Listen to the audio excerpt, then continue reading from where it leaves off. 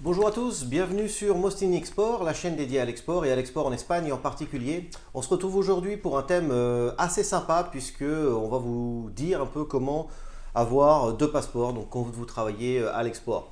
Alors il se peut, alors si vous êtes un ancien, si vous êtes un export manager un peu expérimenté, bon je pense que vous avez déjà vos deux passeports, mais si vous débutez ou si vous depuis des années avez une zone par exemple l'Europe et que on vous a changé dernièrement votre zone et que vous découvrez l'Afrique, le Moyen-Orient, l'Asie et que la fréquence de vos déplacements augmente, il se peut que pour des besoins de visa, vous ayez votre passeport immobilisé quelques jours, voire des fois un peu plus d'une semaine.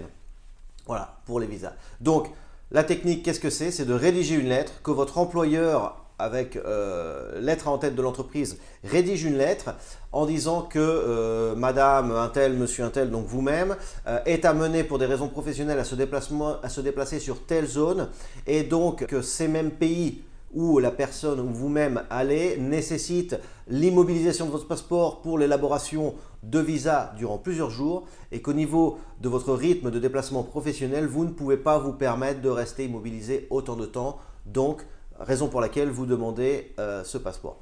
Voilà, et avec cette là, plus tous les autres documents justificatifs habituels, vous devez normalement pouvoir avoir ce fameux deuxième passeport. Donc, quel est l'intérêt? Eh bien, l'intérêt, c'est que, comme vous pouvez voir, c'est vrai que quand vous commencez un peu à cravacher, eh bien, voilà, il y a les visas les tampons, les visas, ça vous prend pas mal de place. Là, il y a un visa Iran, par exemple.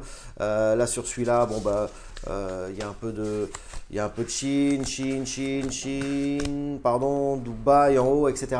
Donc, c'est vrai qu'en fait, en un an et demi, 2 ans, des fois, quand vous commencez à cravacher à plus de 50% du temps, eh bien, vous allez, voilà, vous serez plus confortable avec ce fameux deuxième passeport. Autre petite technique que j'ai découvert d'ailleurs il n'y a pas longtemps, hein, vous voyez qu'il y en a un qui est un peu plus épais, eh bien, c'est de demander, quand vous renouvelez votre passeport, ce qu'on appelle un passeport tout simplement grand voyageur. ça c'est pas mal comme titre, mais bon, voilà, n'oubliez pas, passeport grand voyageur et vous aurez, je pense, une trentaine peut-être de pages en plus. Voilà, ce qui vous permettra de retourner peut-être moins fréquemment à la préfecture ou à l'ambassade si vous êtes à l'étranger. Voilà, j'espère que cette vidéo vous a plu. Si c'est le cas, n'hésitez pas à vous abonner. N'hésitez pas non plus à nous laisser dans la partie des commentaires des thèmes, des sujets abordés. Nous le ferons avec plaisir. Et je vous dis quant à moi à très bientôt pour une prochaine vidéo. Ciao!